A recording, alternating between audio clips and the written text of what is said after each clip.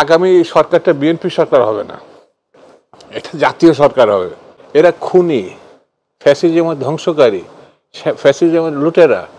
আর একজন গণতন্ত্রের হচ্ছে এটা একেবারে সৌন্দর্যের প্রতীক, মানবতার প্রতীক। সে আর ফ্যাসিজম, গণতন্ত্র ফ্যাসিজম এক জিনিস না তো।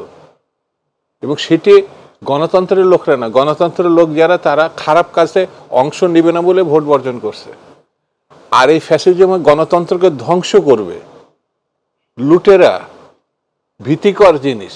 তো এক জিনিস না তো, বরঞ্চ আপনার এই হাতে আপনার ক্যান্সার হয়েছে আর এই হাতটা ভালো আছে, তাহলে এটা আপনার কাটতে হবে যদি বাঁচতে চান।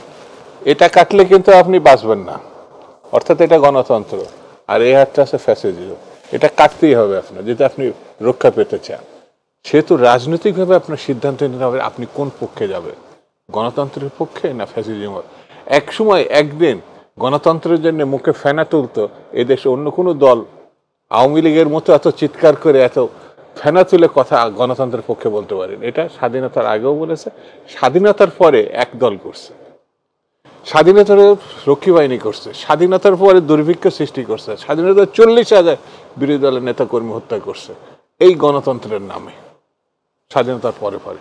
আর গত 15 বছরে যা করছে, এরা শুধু পালিয়ে বাচ্চা রক্ষা নয়, তাদের আলো বাতাসে ফিরে এসে দাঁড়ানো পর্যন্ত করবে। ঈদের ভিতরে ভালো লোক আপনি দেখেন না মাঝে মাঝে সামাজিক বিভিন্ন পত্র পত্রিকায় বা ইয়েতে ফেসবুকে বা বিভিন্ন, যে দুধ দিয়ে তারা গোসল করছে আওয়ামী লীগ থেকে বেরিয়ে গিয়ে পবিত্র হওয়ার জন্য।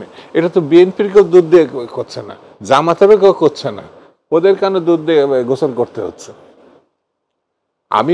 আমি আওয়ামী লীগ কেন, যে কোনো গণতান্ত্রিক সংগঠন যাদের অতীত আছে তাদের নিয়ে তো কেউ এই দেশবাসী কোনো কথা বলে না, ছোট যাও।